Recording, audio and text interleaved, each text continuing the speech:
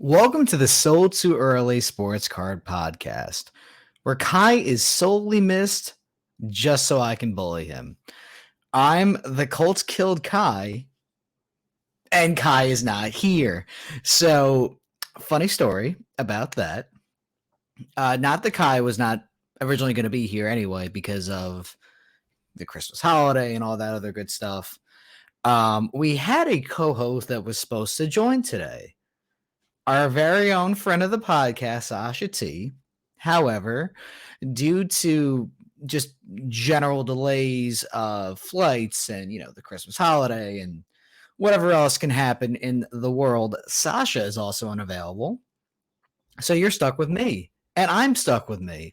And that's just the reality of the situation. So it is what it is. We'll move forward with it. And I'm going to ramble at you and we're gonna see what happens. I'm gonna give Kai a call at some point during the podcast.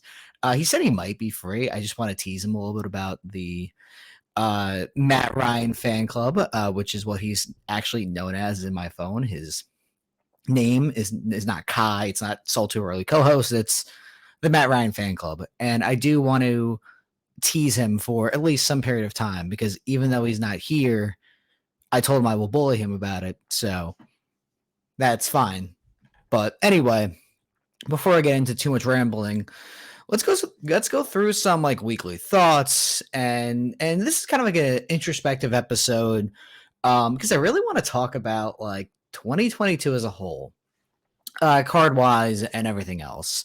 I'm a real big fan of keeping track of experiences, whether it's through photos, videos, written records, whatever. This podcast, in a way, kind of is going to be a reflection of weekly thoughts as right now we're on episode 11, but as we get through to 50, 100, hopefully significantly more than that, we'll be able to reflect back on what we've done and where we're going.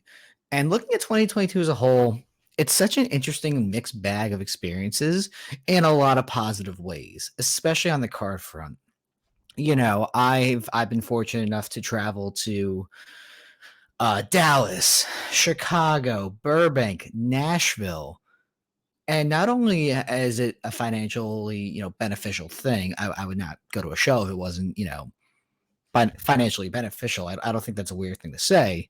Maybe I'm saying it in the weirdest way, but you make money, or I'm making money, thankfully, traveling and being able to see the world. That's super exciting. I really love it. But it's also about the people, which is so funny and so stereotypical. Oh man, I fucking love the people. It's so amazing. Yes, that is very stereotypical out of me. But it's true. A lot of interesting people that you meet in this hobby all come from different walks of life. And the ability to actually, put a name to the face, be able to actually get to know someone outside, not even outside of cards in general, but just like, hey, you're not just like a random picture on my phone and we've made $50,000 in deals or $100,000 in deals. You're actually a human being. And like, we're going to a Bulls game. We're going to a Atlanta Hawks game. We're getting dinner and drinks and like, it's fun. Like we're actually like becoming friends in addition to good business partners. There is something to be said about that where, someone like myself who, I've said this before, 80% of my deals, 85% of my deals are repeat customers. And a lot of those people who I deal with now these days, I've met in real life. I actually met someone this past weekend at the last show in New York City that I have done, honestly, probably over $100,000 in business with, and we made a $10,000 deal in person. If I can actually find the item super quick, I know it's just me on the podcast. I can show it visually if you're watching on YouTube. If you're listening on Spotify or Apple Music, I'm sorry. You'll just have to get the experience by going to my Instagram page at Extraordinary Cards. Kai can't stop me from promoting it. But the card is, and I actually do have it on my desk, is a 2003 SP Signature Edition Gold. That looks pretty good actually on the camera. Michael Jordan, BGS 9, number 50. It's a it's coming in okay on the camera. It's not perfect, but you can look at my Instagram page at Extraordinary Cards. You can always take a peek there. The point is that deal was a 10, 15K deal in 10 minutes of work, maybe. Brian, average collector, he actually has asked questions on this podcast too, which is super nice. Got to meet him, had a nice conversation with him, made a deal happen. Like, it was all like these check marks of like, oh, cool, I've known you. Nice to put a name to the face. Oh, you have something nice. Do you want to make a deal? And then it just kind of happened. Like, it was very interesting, very fortunate, very, very happy to have that happen. You know what I mean? Like, that's not something that I take for granted. I really have tried to maintain that level of honesty and integrity and like just good fortune. You know what I mean? Like, I really don't take any of this for granted. It's an opportunity and it's not a guarantee.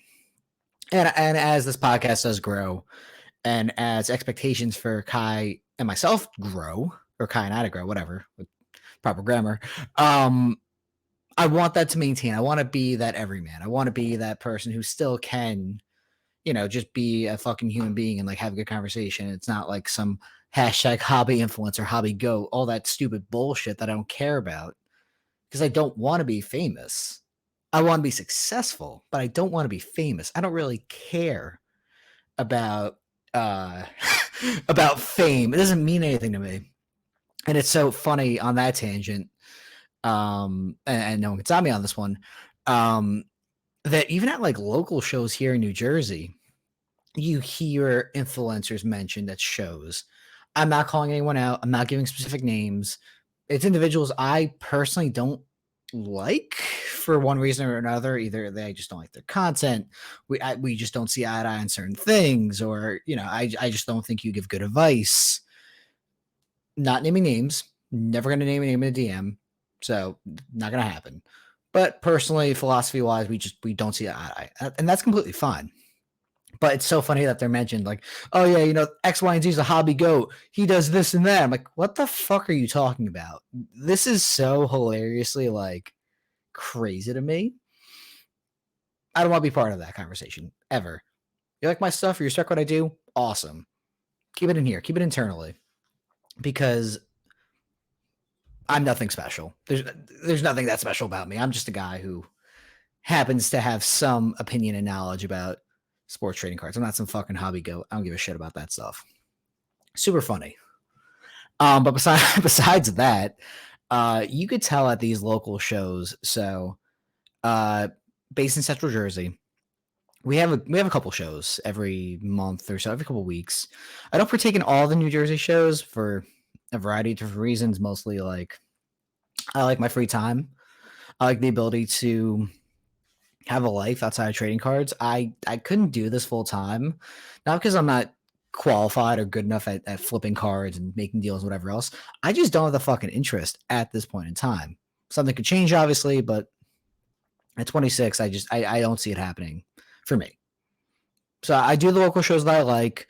They're either close to my apartment or my girlfriend's busy and like I want to go do something and I've had experience or whatever it is. It just so happened this weekend there were 3 days of shows. One in Old Bridge, New Jersey, and the other one was the last show in New York City at the New Yorker Hotel, which was on Sunday. In addition to Santiago Sports Tyler having a trade night on Saturday. It was a card heavy weekend.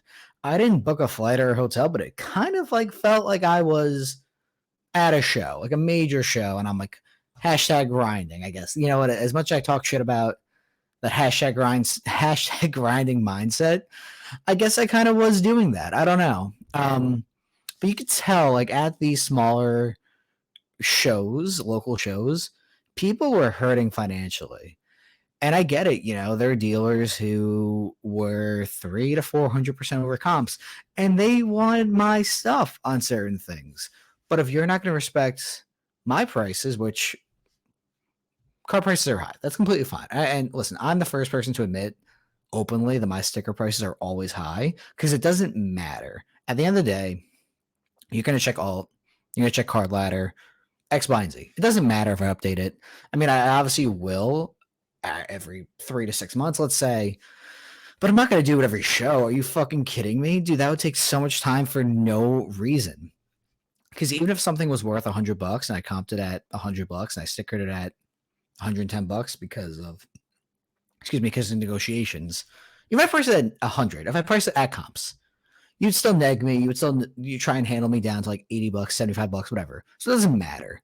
By pricing it higher, I'm kind of building in the fact that you're going to negotiate with me.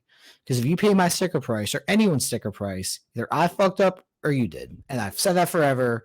That's not a hot take. That's just the reality of the situation. Never pay sticker price on anything unless it is a complete steal and the dealer is caught sleeping. Just don't do it. But yeah, if you're 3, 4, 500% over comps, yeah, you're definitely hurting because you are not going to be someone to work with. I will work with you on a deal, which is funny, and I can be the first person to admit that, as I just did. But some guys you could tell had a bad show at any of these because they were not willing to budge, and they were either like over invested in trading cards or they really fucking took the L on something or both. And it's kind of crazy. It really truly is. And I will be the first person to admit that honestly, things will get a lot worse before they get better. And that could be negative. That could be like me talking bad about the hobby, but it's just the reality of the situation that you have Christmas coming up, you have the New Year coming up, and people are really starting to hurt, not only in cards, but like in real life too. So it is going to get worse before it gets better. But that's fine. That really truly is fine because at least for someone like me who has their foot in the real world in a 9-to-5 job and in the higher end trading card market, I kind of have I have perspective, which I don't think people who do this full time can necessarily have. And I think people who work 9 to 5 who don't see the high end card world have. I have the perspective, I think, of both. A lot of stuff is becoming available that I didn't think I could ever afford. Even that MJ, I think it peaked at 27 or 30K in a 9.5 a year ago, maybe higher. I haven't checked card ladder recently on it, like for this bit. I'm just kind of rambling. But, cards I've happened to own and be fortunate to own would have been unattainable a year ago. Look at the Giannis Black Label I bought on alt 4 to 8 weeks ago, whenever it was. I bought it for 21K, 19K. I don't remember the exact 24K, I think it was, which is so funny. Like, this is how my brain thinks about things. If that went for sale a year ago, 6 months ago, before then, it would have done way more.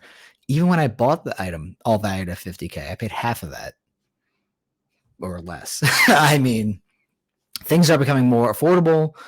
I think it's actually a good thing, to be honest. I do see things getting worse before getting better. But you know what? If you're able to financially afford your hashtag hobby grail or an item that you think you can flip down the line for 3, 4, 5 extra money, this is amazing. This is the best time to be a buyer in trading cards. So it's just something to think about. My last weekly thought is about the Aaron Judge ball. So I'm actually just looking at the golden auction.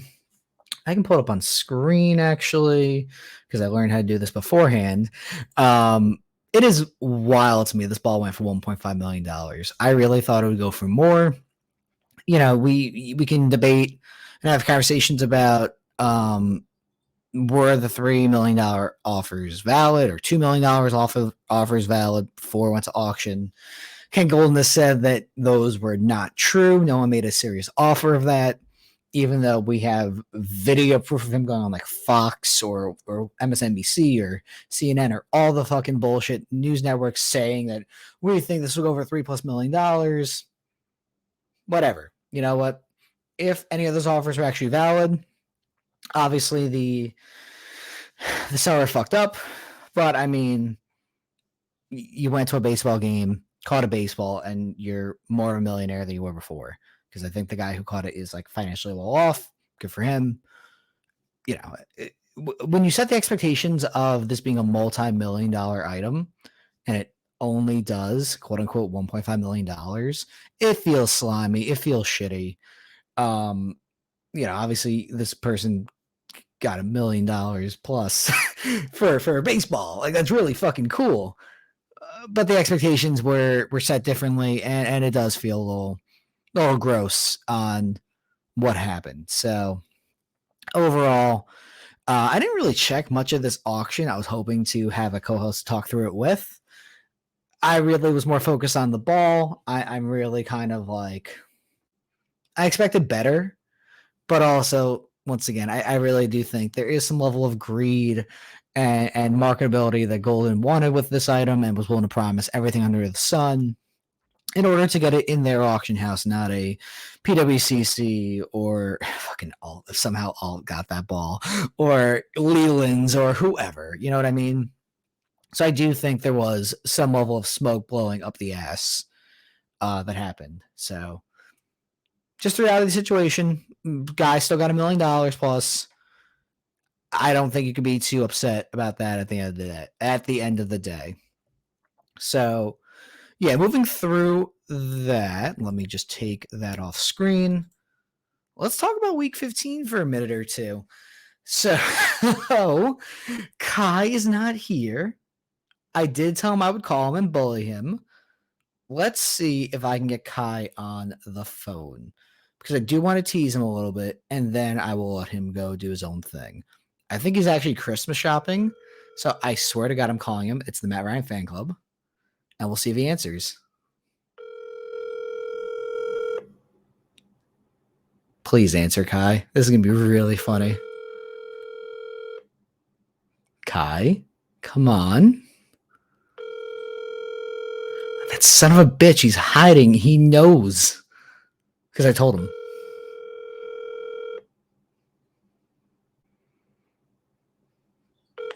Your call has been forwarded. Fuck. He's getting bullied next time I see him. Relentlessly. So, all right. Let's talk about the Vikings-Colts game. What the fuck happened? Colts were up 33-0 at halftime, I believe. And they lost 36-33, 39-36.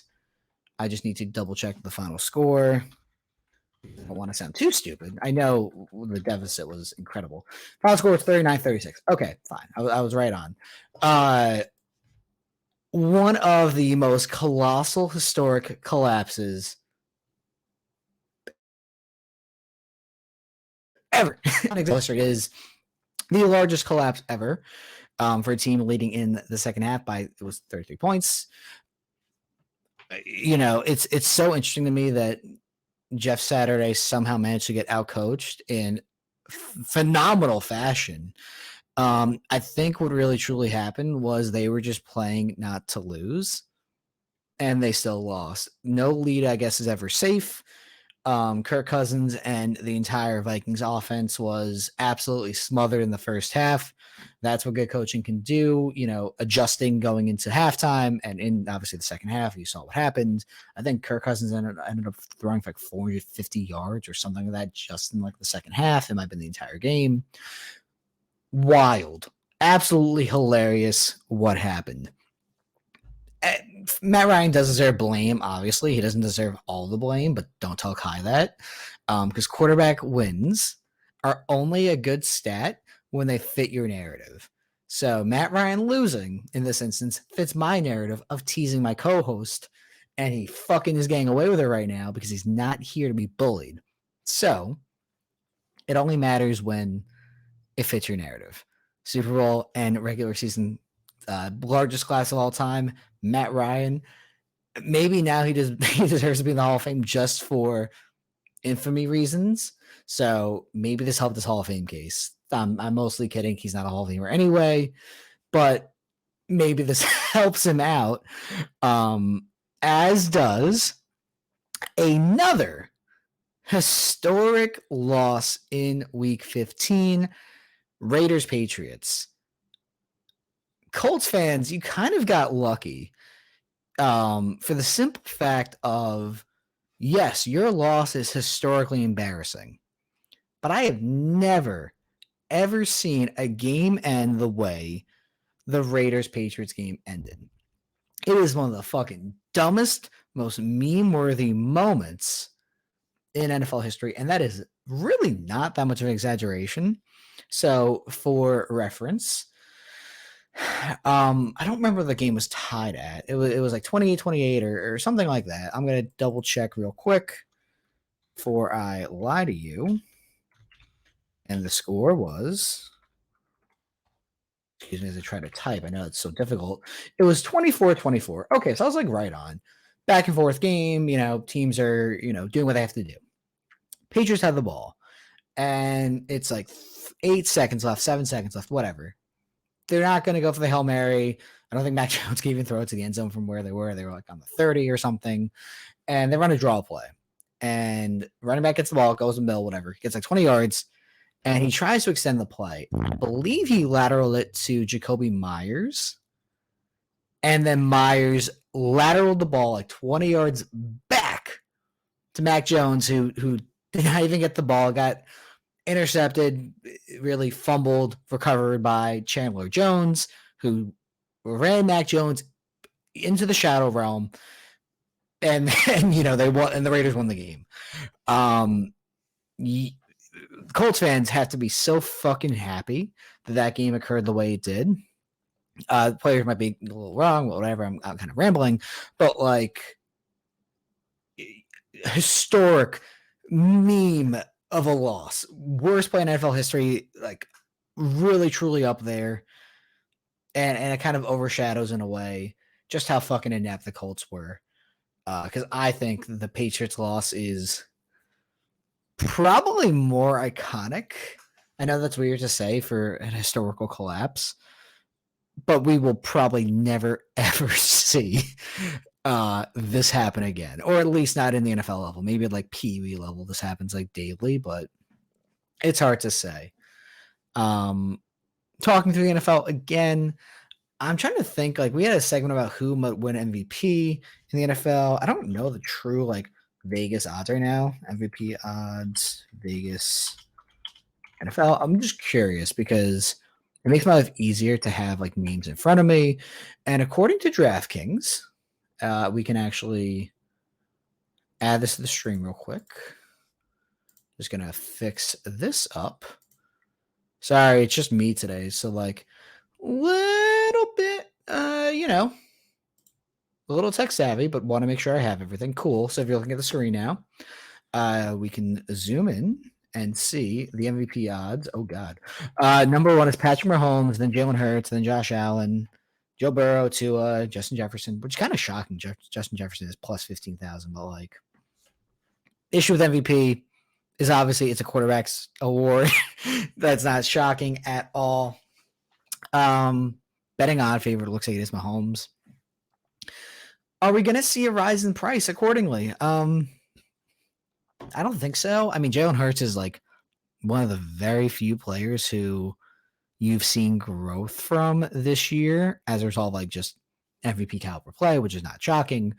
I do think pricing for these guys is starting to bake in a long playoff run, a Super Bowl run, MVP possibility, at least on Mahomes, Hurts, and Allen.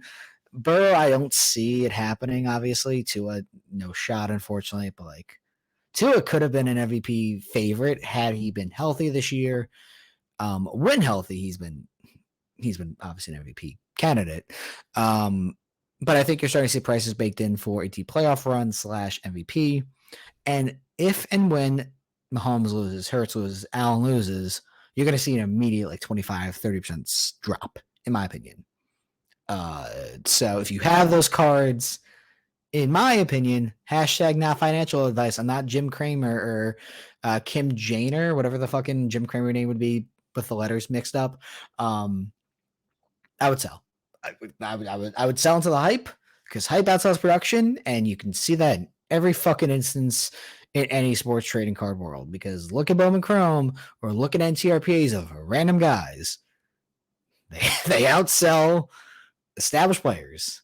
And just like in any world, it's like the Family Guy bit where Peter and Lois could like have a boat, or they can have a mystery box, and the mystery box could be a boat.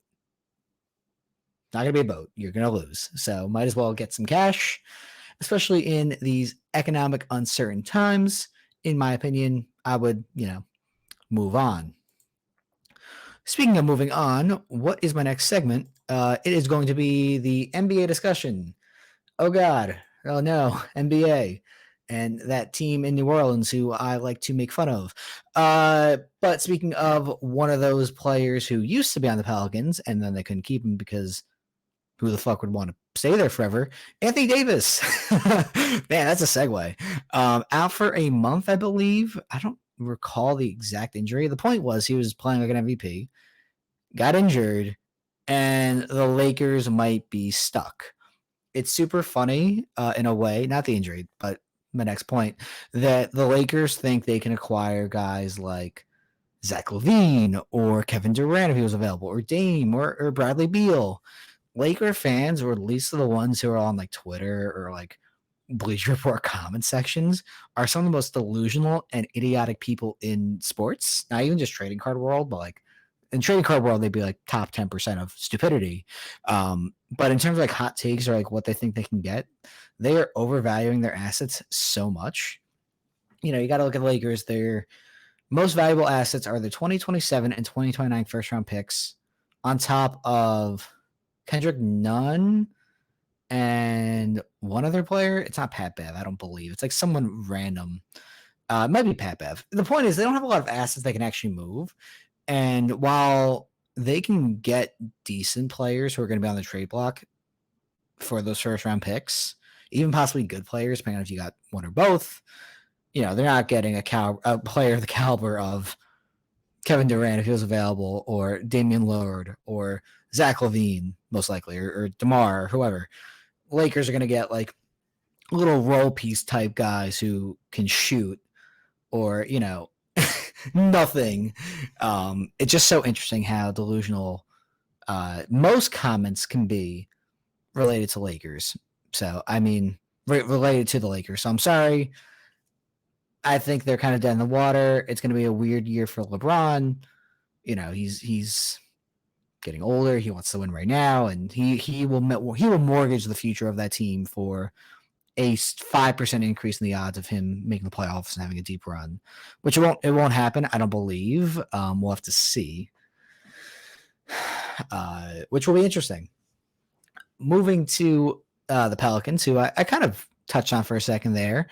They're on a 4-game losing streak at the time of recording. They're now in 4th. It's kind of interesting how that goes. The West is truly, truly just like a bloodbath. And I do actually have, no, that's the draft odds again, or MVP odds, I should say. Can I? Oh man, I had it. Oh, I had the thing set up. This is so difficult when it's just yourself. My God. I have the Western Conference standings up. That's the East, David. Try again. Cool. So, yeah, Pelicans are now 18-12. They're on a 4-game losing streak. Kind of wild. Kind of crazy. The West is super duper competitive, as you can see. Even the 8th place team, the Timberwolves, who are starting to round into form, have 16 wins. They're only 4 games back. This is really, truly scary. The Mavericks are not, they're under 500, but they're only 5 games out. Just crazy how tough the West is. And I also have notes about how some Zion lovers can get off my nuts. It's so funny, dude. The DMs I got about not liking Zion as a card hashtag investment is so fucking funny to me, because they're just trying to make you look like the biggest fucking fools in the world. Because even if Zion continues to play well, which he has up till the game against the Bucks yesterday, the demand for his cards versus the supply available on the ultra high end is not, it's just night and day, and people are going to continue to lose money on him. and it's just going to be interesting. There's nothing wrong with him as a player other than the injury concerns, which is a huge fucking issue. But the people who hashtag invested in him probably like to sniff their own farts. So I'm just gonna throw that out there, and I can't wait for the DMs about that comment when they eventually come through. But joke is they don't listen to this podcast. They probably don't read or write either. So who fucking cares? Moving through to the bottom of the Eastern Conference. Dude, what the fuck is going on here? Knicks on a 7-game winning streak. The 76ers on a 5-game winning streak. The Nets on a 6-game. Well, this is not the bottom anymore. But the point is, like, this is fucking scary. Hawks 2 games. Heat 4 games. Knicks 7. 76ers 5. Nets 6. Cavs 4. What the fuck is going on? They just keep winning. Wizards are on a 10-game losing streak. They're so cooked. Super scary. I do not know how this entire Eastern Conference is going to play out either. This is when I really start to get invested in the NBA season. Like the first 20, 30 games, so I don't really actually care. I kind of do the opposite. As people start to like lose interest in like the NBA season because like it's the dog days of December, January, February, whatever. That's when I start to get interested really because like trade deadline rumors or trade deadline deals or rumors of who's getting traded. And like you start to see the true players in this season begin to shake out. Christmas is when I really start to pay attention, and we're right at the Christmas time, so this is when I really start to like truly care. Because if you go off that a first like week or two of NBA season hype, you fucking end up losing a ton of money because people are flipping out the first time. Tyler Hero drops 30 in game 2, or if Precious Achua dropped 25 in the first game of the season, you'd see his cards immediately spike. Or if Kyrie was the positive influence on the Nets at game 1, the point is like those first like 2 or 3 games, people get so emotional in the trading card side that like you sell, you just move on and sell. And this is when I actually start to care as like a fan, like really get invested. So it'll be interesting to see what happens. What else am I going to talk about? So I had some questions for Sasha, but Sasha's not here. So I guess I'll ask the questions to myself, and you can answer them too. But this is a one-way chat, and you cannot beam your thoughts into my head, as far as I know. So, gonna be interesting what happens here. Let me just pull the questions up on my side so I can see them. This is my handy dandy trusty document that lets me read things. Thank God. Cool. So we will just highlight that. And some of these I can't answer because I don't trim and whatnot. So card goals in 2022. What was your favorite moment of 2022 card wise? Well, thanks, David. Hey, other David, here's my answer. Oh shit. I don't really know, dude. I have such a bad memory of of life in general that it's so hard for me to keep track of like what my favorite memory card wise is. I don't know if I won this card back in 2022. It might have been 2021, dude. Time is weird. But all right, story time. 2018, good year. Was on a date with a girl. And during that date, first date, by the way, I won an item at auction. Fucking, I know, yeah, make fun of me. That's super dumb. Point was, it was like a Mike Trout, Clayton Kershaw, Topps Definitive, dual patch auto, BGS 910. Won that card at bid. Date went well. All that good shit. 2.5 years later, 3 years later, whenever it happened, girlfriend and I are still together. That was the first day. Obviously, went super well. We moved in together. And I spent basically 2.5 years trying to get back that item because I had moved it a week later, like just not making a big deal out of it. And I got it back and all that good stuff. So that might have been 2022. It might have been 2021. So I'm kind of cheating, but like that's my answer. Was getting back that card I won on a first date with a girl who ended up, being something more than just a girl. Good answer, in my opinion. Where do you see yourself? Where do you see yourself a year ago? That fucking good job, David. You wrote like an idiot. I'm gonna answer it. I'm gonna fix it right now. Where do you see yourself going a year from now? This is like a job interview, guys. I don't really know, dude. I It's gonna be interesting to see. I'm really curious where economically we're all standing a year from now.